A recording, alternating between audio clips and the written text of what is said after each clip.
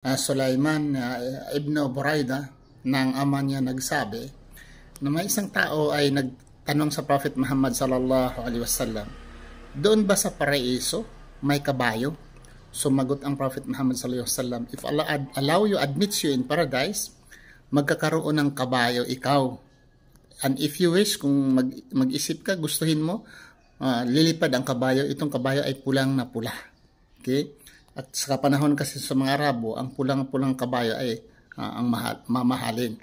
Another person came and nagtanong sa Prophet Muhammad sallallahu alaihi wasallam naman. Nagtanong, may kamilyo ba sa paraiso? Sumagot ang Prophet Muhammad sallallahu alaihi wasallam, if Allah admits you, everything you wish in paradise ay mangyayari. Ay narrated by Tirmidhi 2543 and classified by Sheikh Albani as Hasan.